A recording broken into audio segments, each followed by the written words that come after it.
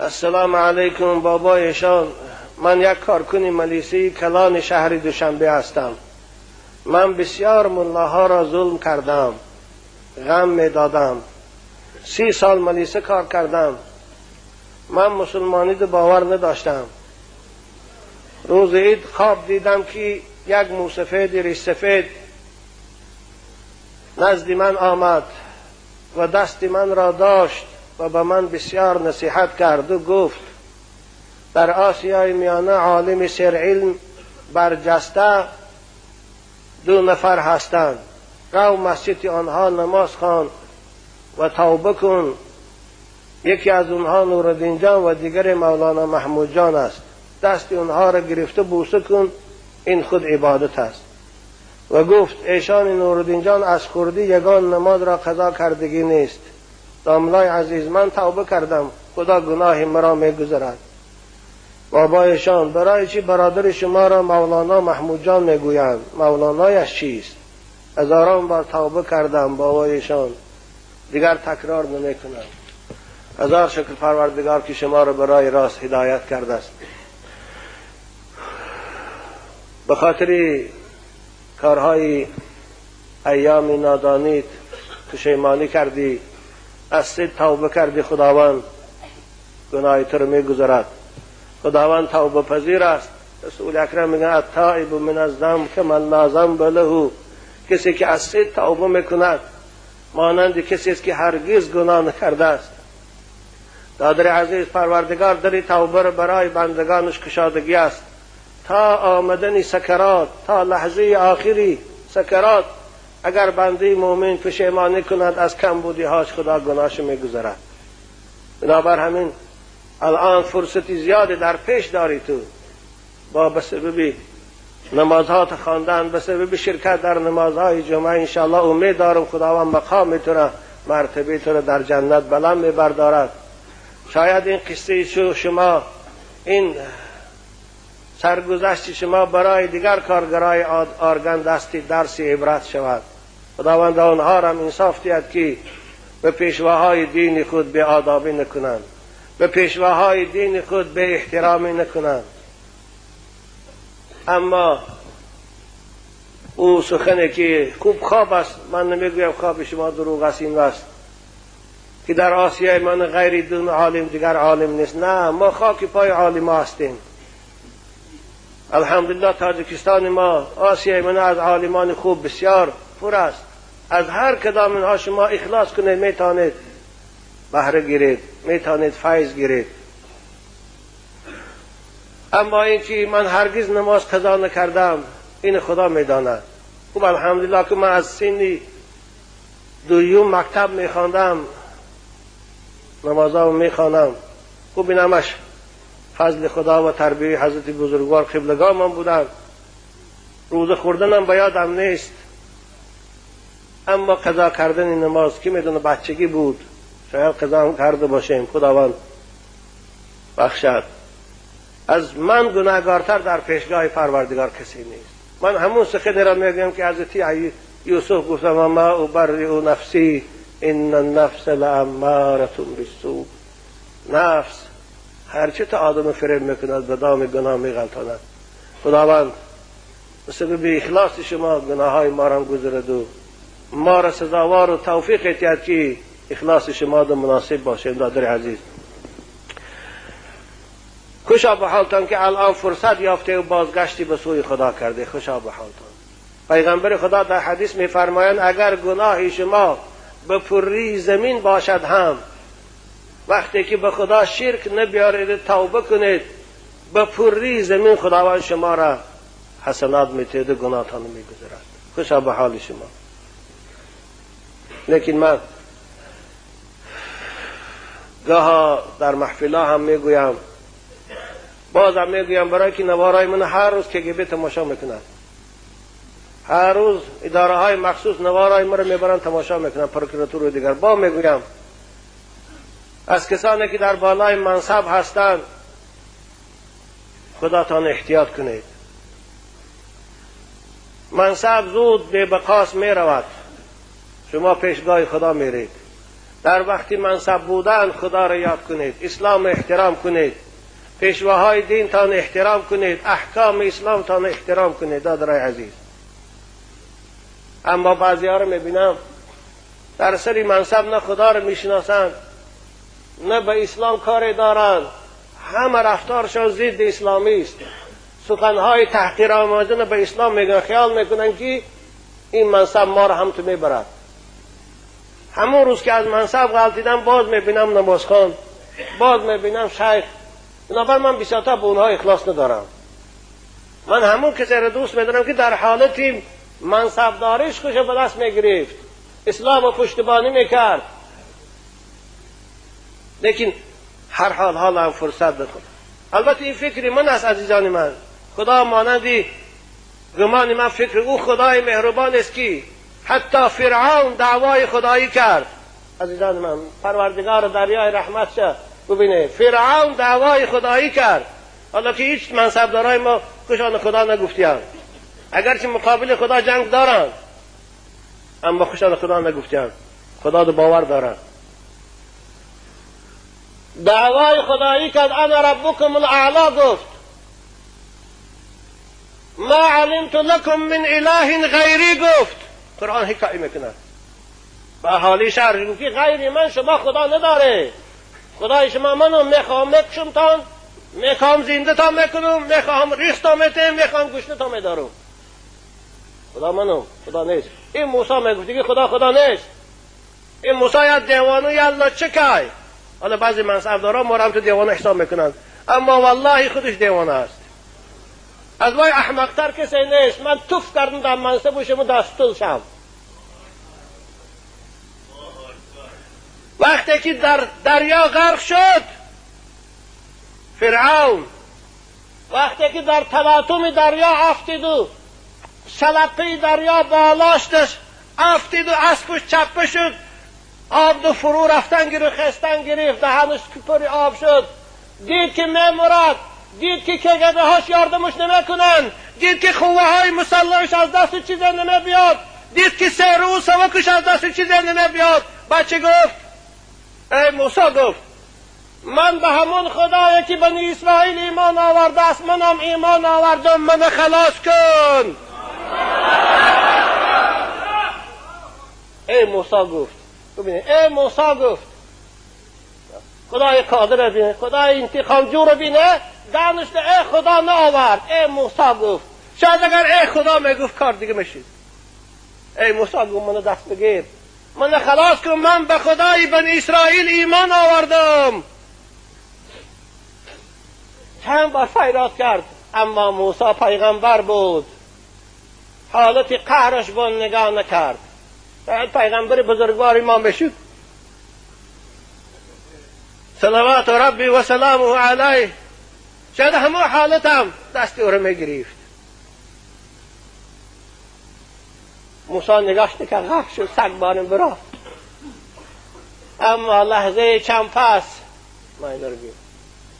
لحظه چند پس پروردگار به حضرت موسی وحی کرد. من اینو برای برادر عزیزم میگم.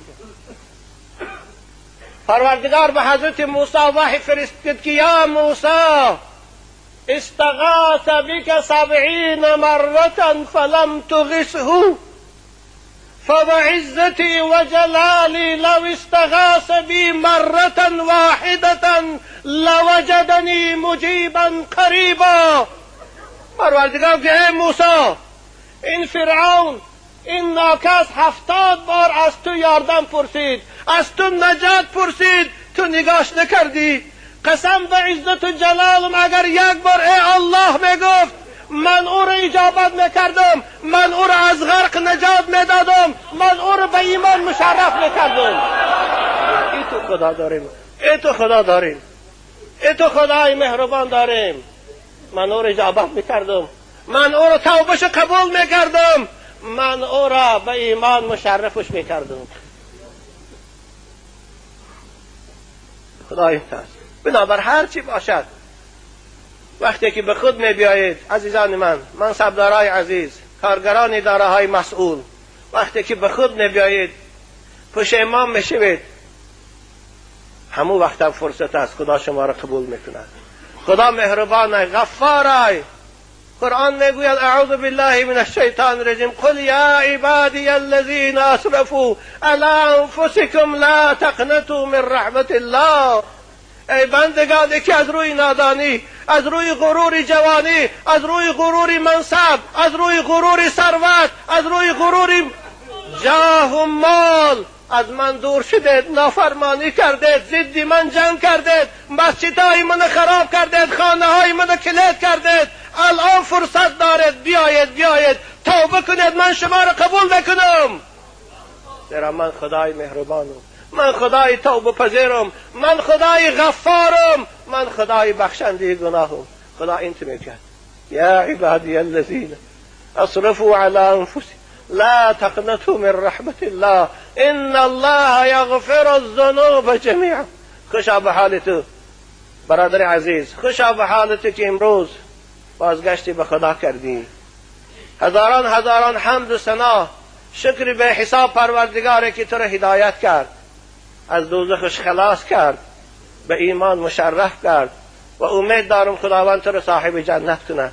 امید دارم خداوند تو را صاحب ملاقاتی به دیدارش روز قیامت گرداند. و آخر دعوانا ان الحمد لله رب العالمین. عزیزان من، بخوام در این لحظه های آخر برای یکی از مخلصان خود که در این فصل زمستان ما را از گرمی تأمین کرد و آب گرم ما را، طهارت ما را گرم کرد، الهام جان خدا نگهش دارد. و این چنین برادر عزیزی دیگر که من اونا را نمیشناسم، امام علی جان، خداوند اونها را عمری دراز و تنی صحت و در کارهاشان موفقیت و رزقهاشان فراخ کند. خدای اینها چگونه غم ما را خوردن، خدای تو اونها را در حفظ و نگه دار و عمری با برکت در خوشان و خاندانشان و فرزندانشان نصیب گردان. آمین. الان جوان دهنی دروازه بود، عبدالغفار حاجی، امرا با دو برادرش آمدن به خاطر مادری پیرشان میخوان از ما دعا گیرن. اولا که چبار جمعه گذشتم گفته بودم که من برای مادر عبدالغفار به خاطر شیر پاکش که مانند عبدالغفار و برادراش فرزندان با ایمان و عالم دوست و صالح تربیت کردن، من آفرین کرده بودم مادر بیمار بیان دعا کنیم پروردگار مادر عزیز شفای کامل عاجل نصیبش کنه. به طفیل او دیگر بیمارای امت اسلام خصوصا عاشقان مدرسه محمد را خدای تو قادری شفای کامل عاجل نصیبشان گردان.